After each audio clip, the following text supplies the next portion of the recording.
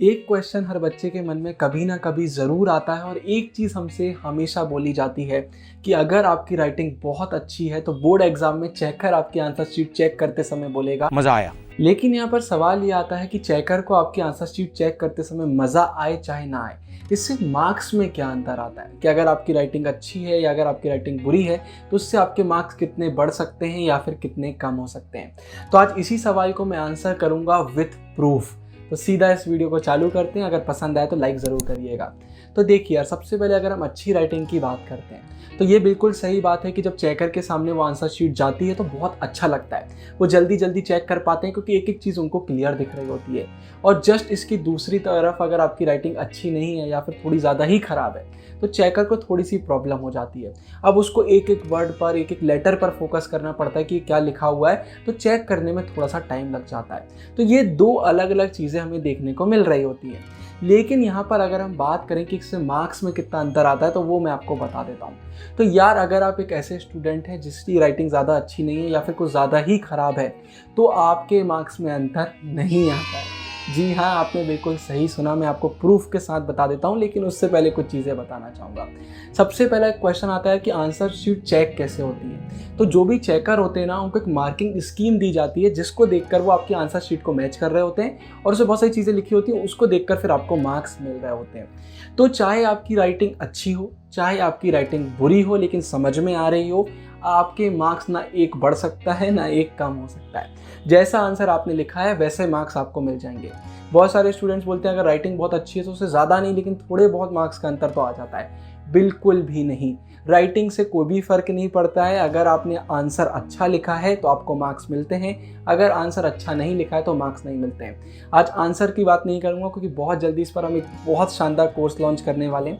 अभी के लिए राइटिंग की बात करते तो जी अंतर नहीं आता है, लेकिन कुछ टिप्स मैं आपको दूंगा जिससे आप थोड़ी राइटिंग इंप्रूव कर सकते हैं। सबसे पहले चीज़ क्लियर हो गई। अब प्रूफ दे देता हूँ कि मैं किस उससे बोल रहा हूँ कि राइटिंग से फ़र्क नहीं पड़ता। गुरु भैया, जिनको आप जानते हैं कि इनके 12th में 95.6% आए थे, मतलब टोटल सिर्फ 22 मार्क्स कम थे बोर्ड एग्जाम में, ये टॉपर हैं, तो इनकी राइटिंग तो बहुत अच्छी होगी। मेरी राइटिंग में आपको एडिट में डालने का मन तो नहीं था, लेकिन प्रूफ के लिए डाल देता हूँ।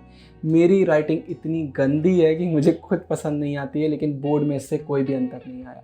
ना एक मार्क मेरा बढ़ा ना एक कम हुआ। अब इसका भी मैं आपको प्रूफ दे देता हूँ। बोर्ड एग्जाम 500 मार्क्स का हुआ था, उसमें से मेरे आए थे 478, मतलब 22 मार्क्स मेरे कम हो गए थे।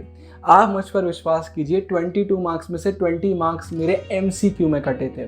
2020 में पहली बार एमसीक्यू इंट्रोड्यूस किए गए थे हमारे उसमें, तो वो हमारे लिए फर्स्ट टाइम था। कोई भी हमारे पास भाई रिसोर्सेज नहीं थे जहाँ से हम पढ़ सकते हैं। आपको तो हम फंसना पक्का है सीरीज़ प्रोवाइड करवा देते हैं। थोड़ी खुद की तारीफ भी ज़रूरी है। हमारे समय तो यूट्यूब में वीडियोस भी नहीं होती थी, तो बस देकर आ गए थे।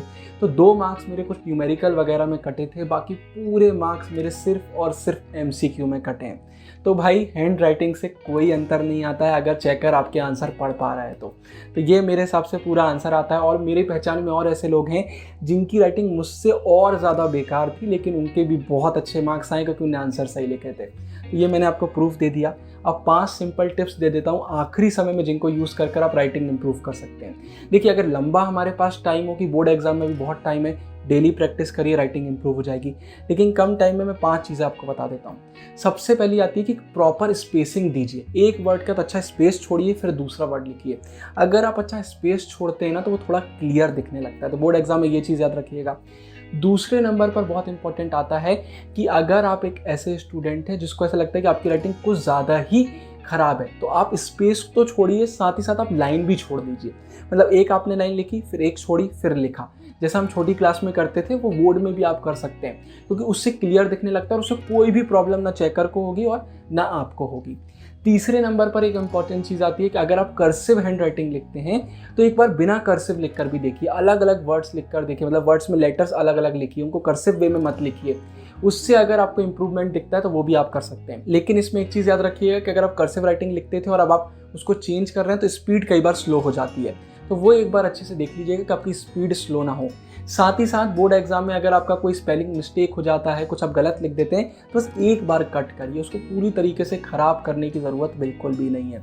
इसके बाद 4th नंबर पर एक बहुत इंपॉर्टेंट टिप आती है कि अच्छा पेन यूज़ कीजिए। हर किसी के लिए ना पेन बहुत अलग अलग होते हैं, किसी को कोई पेन अच्छा लग रहा होता है, किसी को कोई और अच्छा लग रहा होता है, ग्रिप पर पूरा डिपेंड करता है। तो अलग अलग पेन ट्राई कर लीजिए डॉट पेन कि आपको कौन सा जम रहा है बोर्ड एग्जाम के लिए। ये चीज़ आपको एक बहुत मदद करने वाली है। इसके बाद 5th नंबर पर आखिरी बहुत इंपॉर्टेंट टिप आती है, लिखने की प्रैक्टिस डालिए, डेली लिखिए। अगर आप डेली लिखेंगे हाथ आपके एकदम खुले रहेंगे, बोर्ड एग्जाम में दिक्कत नहीं जाएगी। क्या होता है एकदम से बोर्ड एग्जाम में बहुत ज़्यादा लिखने का हो जाता है, अगर आपकी हैंड राइटिंग ख़राब है तो आखिरी में और ख़राब होने लगती है तो वो एक दिक्कत वाली चीज़ हो जाती है। बोर्ड एग्जाम में 5 टिप्स आप ज़रूर फॉलो करिए, आपको चीज़ें सही लगने लगेंगी। बस आखिरी में इतना बोलना चाहता हूँ कि सिंपल सी चीज़ है कि अगर आपकी राइटिंग सामने वाला पढ़ पा रहा है मतलब आपकी राइटिंग बोर्ड एग्जाम के लिए सही है, कोई भी दिक्कत नहीं आने वाली है।